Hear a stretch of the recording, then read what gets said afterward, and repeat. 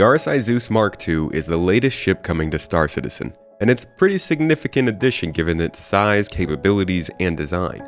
But the process of making potentially one of gaming's most detailed ships is much more complex than you might think.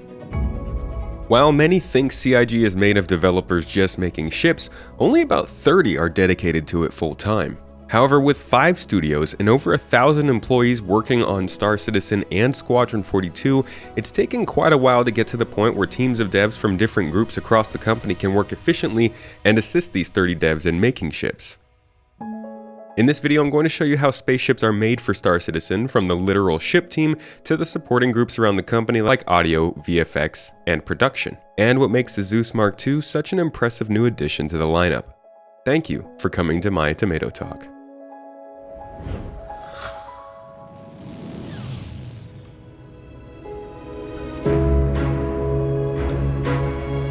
The RSI Zeus is the poster child of Star Citizen's recent focus on the gold zone of ships. Multi-crew, relatively multi-purpose, medium-sized ships from 30 to 70 meters in length that will probably be the most common ships in the game outside of the starters.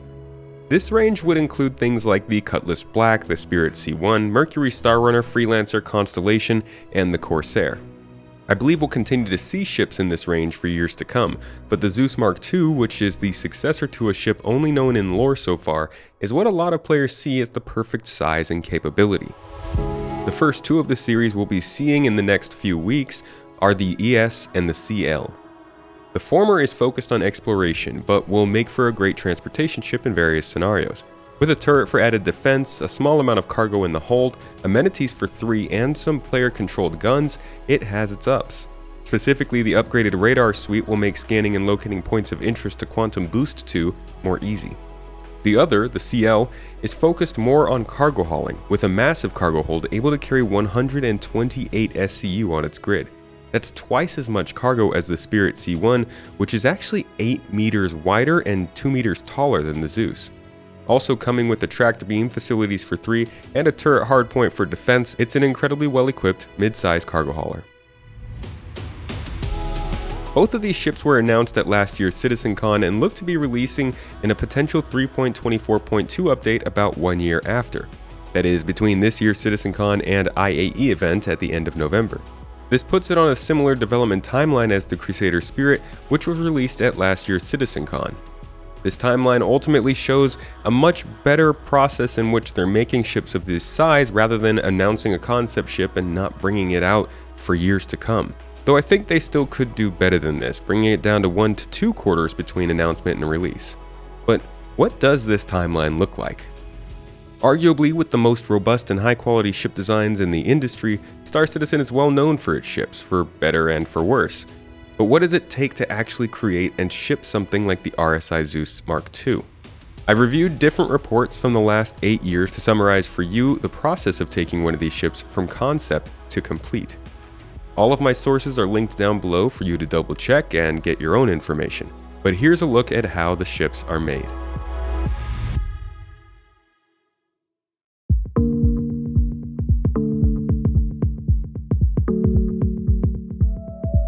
The design and concept stage is best described simply as designers making briefs for a ship, various parties around the company verifying these briefs as meeting the criteria as needed for the game, and then artists turning those briefs into pretty pictures.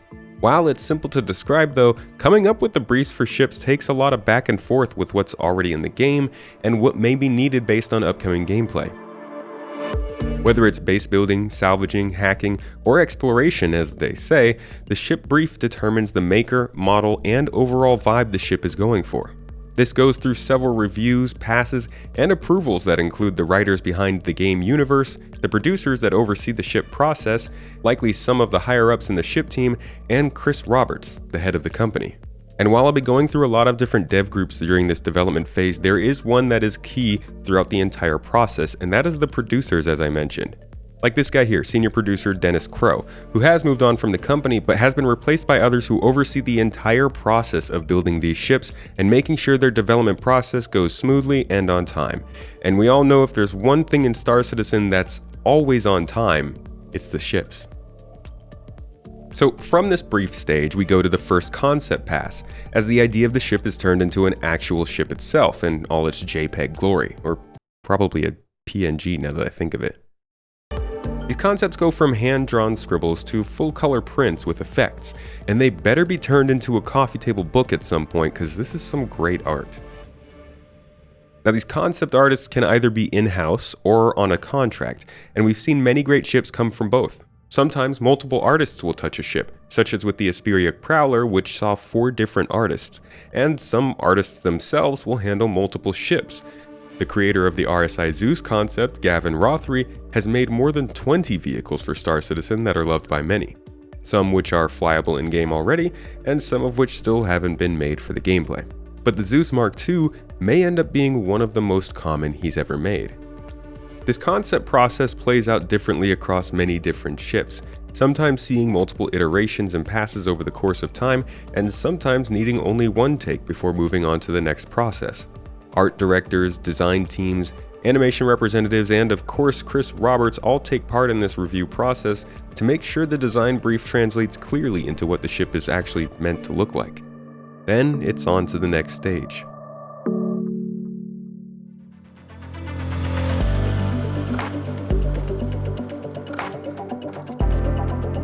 In the Whitebox stage, the vehicle art team takes those pretty pictures from concept and turns them into 3D files essentially. A lot more people are getting involved in the process at this point, even the team working on the damage states of the ships, but we'll go over that later.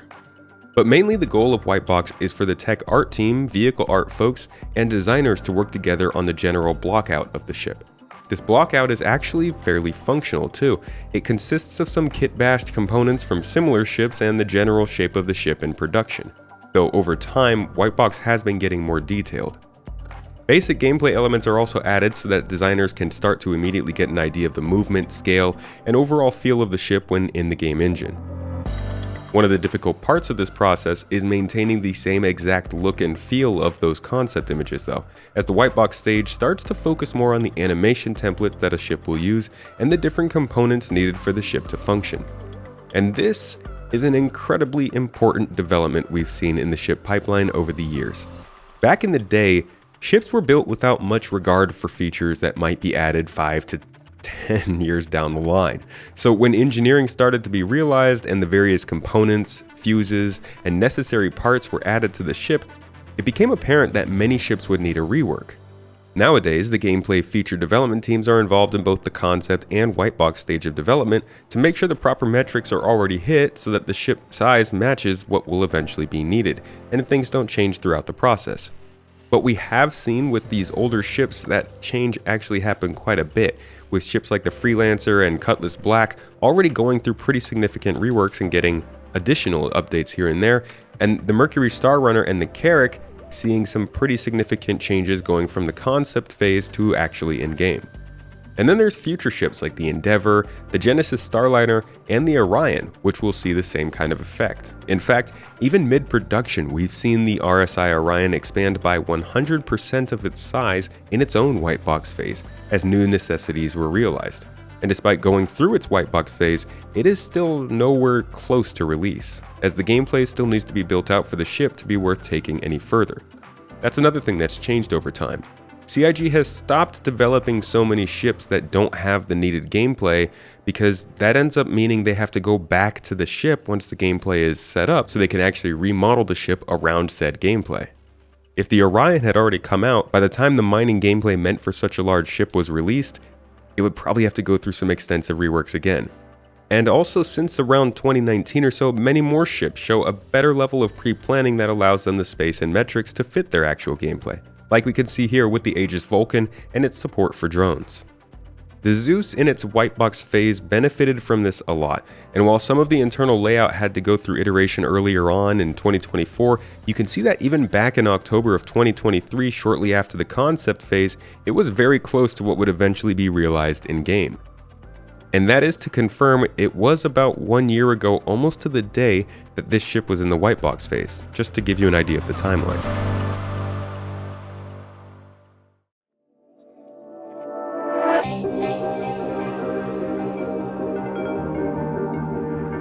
The Greybox stage is where your 3D art turns into the ship you recognize. A lot of the detailed chamfers, rivets, and other small parts are added to the design. The overall ship begins receiving polish, gets its own bespoke parts like seats, doors, and latches, and receives some final tweaks to make sure its usability makes sense. The Zeus had reached Greybox by the end of last year, and over the following months continued to get more detail added to it.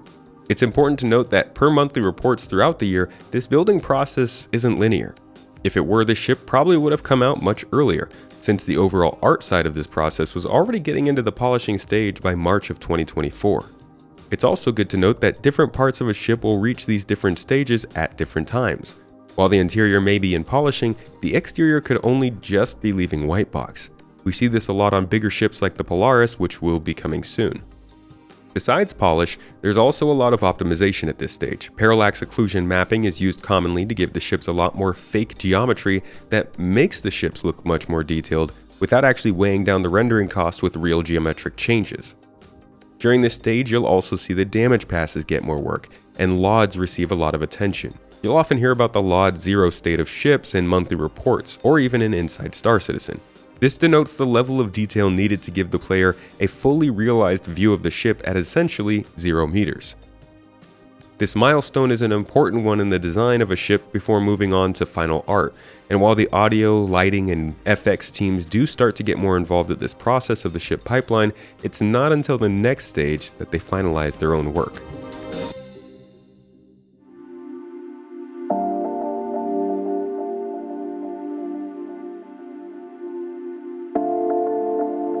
And final art sounds pretty final, right? Nope. While things are looking pretty good at this point, it's not quite the end. This is where the downstream teams are connecting closely with the upstream teams to finalize details. This includes the branding teams who are making sure things like colors, logos, design placement, and unique motifs are in place. UI, making sure MFDs and controls around the ship follow the company parameters. Audio gets the correct greetings, sound effects, and clunkiness of those ships that need it. Crusader Industries, a journey worth taking. Lighting are obviously hitting all of those lighting requirements, and more. At this point, the tech artists have mainly finished their work, and the polish phase is at full speed. The highest detail is being added to things like internal damage states, which define what you'll see when a ship is shot clean through and you can see the inners. And then there are the little flourishes we've seen, like the extra bits coming into different ships over the last few years. Things like the Cutter's blast shields, or the Spirit's cargo bay clearance lights, and the Corsair's cargo bay floodlights. With so much time and polish gone into the ship pipeline at this point over the last 10 years, we see a lot more of these fun details included in the various ship releases. And this stage, like the others, is always being updated to reflect that growing gold standard state of the ships that are supposed to be releasing. A lot of optimizations are taking place here to make sure the ship performs well in-game in anticipation of its final review.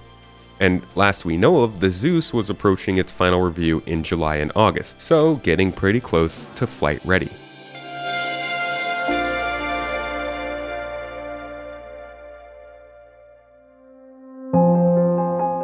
Flight ready is essentially ready to ship. This is likely the stage that the RSI Zeus is currently at right now. This is where the platform team, the website team, and the marketing teams are starting to get more involved, making trailers, setting up shop pages and information, and essentially getting the ship ready for launch. The looks are all finalized, the damage states are being completed, the LODs are locked in, and all the FX, animations, and UI are made game ready. That includes the new MFDs we've been seeing. For the developers who have been working on these ships for months or even years, this is actually where they get to admire most of their work in the marketing materials, as those folks take them and put them in videos and marketing pictures that look really good. While we all may have some problems with marketing, it's always nice to see your stuff fluffed up a little bit. At this point, the company will be tweaking the final balance using balance designers and internal QA teams to make sure the ship meets that original brief and design that was set out in the beginning of the process. This can succeed to certain extents, but almost universally, ships are rebalanced after release, which technically counts as part of this process. And that's because ships are going to continue to be rebalanced all the way up until, well, even past Star Citizen 1.0. As new things are released, different guns are added, damage types are developed, and even AI get their hands on these ships to fight against players, things will constantly need to be rebalanced even when the flight model is changing. This all means that this flight-ready stage technically includes the feedback that we're giving to the company during the PTU and live phase of the game, when players are actually able to get their hands on the ships. What this whole process shows is while the vehicle team itself is not actually that large, no more than a few dozen developers across the 5 studios and 1,000+ employees, there are dozens of other developers who do have to collaborate with them at various stages to make sure that these ships are made. And all of that needs to fit into a schedule that sees them creating other parts of the game: locations, missions, gameplay features, and more. This is a complex process that doesn't necessarily mean they could just whip a ship out when they need to, but it takes a lot of planning and preparation. Now, like I said, ships always seem to land when they need to, and that's because they're arguably the most important part of the game, being the heroes of the game, and also the only way that this game actually gets funded. There are at least 2 new vehicles released with every single new patch. Some include a new gameplay component like salvage, large-scale cargo, or unique item manipulation. Others are meant to round out the choices players have at specific sizes, like the C1 Spirit or the RSI Zeus that we're covering today. Ultimately, the rate ships come out depends on the size and complexity of those ships. If the team wanted to work on capital ships, the rate may drop to just 2 to 3 ships per year. So there is a lot of discussion that goes on in figuring out how these ships will release and what the timelines need to be in order for the company to keep up somewhat with their plans. But they aren't just working on new ships. There are also features like engineering and base building that take a lot of effort from the whole company, including this vehicle team. Something like the new cargo features can also pull resources from the vehicle team. Salvage, docking, tractor beams, modularity, refueling, flight model updates, combat changes, quantum travel updates, all of these things can take time away from actual vehicle development. So that means even though there is a team of 30+ employees working on ships, they're not actually always working on new ships. And that talk of gameplay brings me back to a topic I talked about before. Ships used to be released without basically any associated gameplay. I'm looking at you, Starfarer. This has improved over time, but we've still seen some misses even under this new philosophy and some stretches. The Argo Raft, the Drake Scout, and the Origin 400i do come to mind. But for that same reason, ships like the luxury transport Spirit E1 get delayed, despite players being ready to transport other players in the ship. But like I said before, CIG wants to avoid remaking that ship based on however the passenger transport feature shakes out. Ultimately, while Star Citizen isn't just about the ships, there is a lot of work that is put into them. And while I can go on for another 10 minutes about the problems we've seen in the delivery of these ships, the backlog that has grown, the number of ship sales, and the amount of work already released ships still need, I wanted to give you a look at what it takes to make one of them. So now that the Zeus Mk2 is coming out within several weeks, hopefully when you hop on board, you can look at each little detail and consider the work that's gone into making it flight ready. Because arguably, these are the best in the industry. If you'd like to learn more about the gold standard that these ships need to meet to be released, I'll be making a supporter exclusive video about it this month. I release an exclusive video for all of our supporters across Twitch, YouTube, and Patreon every month that comes out a little bit later, along with behind the scenes looks, live podcast access, and for some, a place in our referral randomizer that puts your code in a pool under each of our videos. If you want to support this channel and what we're doing, you can hit that button down below or check the links as well. And consider subscribing to see my fully detailed look at the Zeus Mk2 after it comes out. Thank you so much for watching this video. I hope you learned something new in it, and I'll catch you in the next.